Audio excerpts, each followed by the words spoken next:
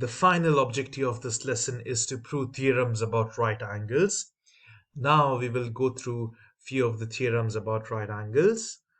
That is, looking at this figure, you can see all the angles are equal, that is 90 degree. The theorem is that if perpendicular lines intersect, they form four right angles. It is obvious because wherever two perpendicular lines exist, there is a right angle formed. So if a line is perpendicular to another line, it's right angles that denotes it. So when two lines are perpendicular, all the angles will be right angle. Now another theorem is about all congruency, that all right angles are congruent. It doesn't matter how they are. If this is a right angle and this shape, doesn't matter how it is, it's not the same shape, but if there is right angle, then they're always congruent. So all these, whether it's a small shape or a big shape, if it's 90 degree, the angles are always congruent. And then we have perpendicular lines form congruent adjacent angles. Now over here, whenever there is perpendicular lines, we know it's always right angles, right? So if there is one right angle formed, even the other side will be right angle. That means the adjacent angles, the angles which are next to them, are congruent. So adjacent angles are the angles which are next to each other. And they are congruent. Why? Because perpendicular lines form 90 degree everywhere and the adjacent angles are congruent.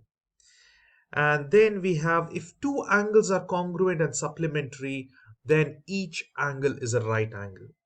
Now this is about supplementary. Now supplementary means it's total 180 degree. Now if the angles are supposed to be supplementary, the sum of the two angles must be 180. But they have also mentioned if they are congruent and supplementary. If two angles are equal and supplementary, that means they must be same, divided by 2. Both are the same thing. That means both of the angles must be right angles.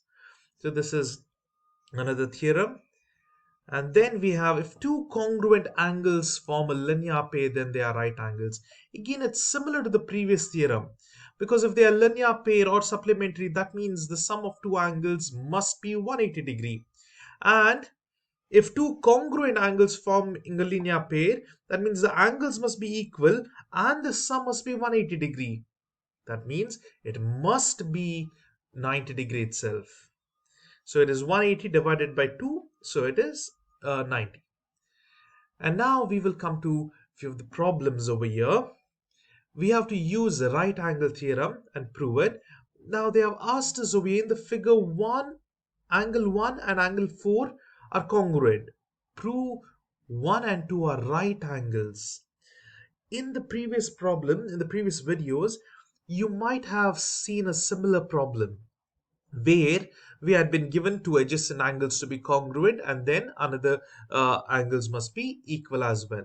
But now it's not that case. They're asking us to prove that they're right angles. It is one step further to the previous problem. Let us start solving it. First, we need to analyze the given statements and understand the figure. And then we have to make the two column proofs, statement and reason. Now the first given, that is angle 1 is congruent to angle 4, that is given. Now over here 2 and 4 are vertical angles, so we can use vertical angles theorem and tell that 2 and 4 are equal. So then 4 and 2 are also equal. Why? Because it is symmetrical property. Reflexive means only one, symmetrical means 2, transitive means 3. Okay, so symmetry means you're just writing them each other, swapping them. If 2 is equal to 4, then 4 must be equal to 2 in over here, the angles I mean. And then we have transitive property, which tells if 1 is equal to 4 and 4 is equal to 2, so we can write over here 1 is equal to 2, because you can see over here in these two lines, these and this are equal, isn't it? So we can just equate these both as well. And now then lastly, if we know 1 is congruent to 2 over here, these both are right angles. Why? because they're supplementary, right? Over here you can see it's a straight line, it's supplementary. If two angles are congruent and supplementary, each of them must be a right angle. That is a right angle theorem which we just came across in this video. So this is what this is how we can prove them to be right angles. Basically prove them they are equal like we have done in the previous video, using all these property, vertical angle, symmetry and transitive property. Then you can tell that they are right angles because they're supplementary and they're equal, so they must be right angles. So this is it in this lesson. It's about proving. So main thing what you must remember about proving is, first write the given, and then write the important equations from the figure, and then see what you need to do.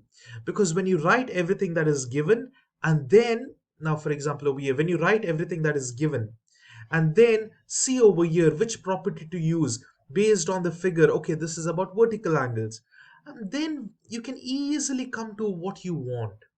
So this is the thing. Practice more problems and then it'll be very easy.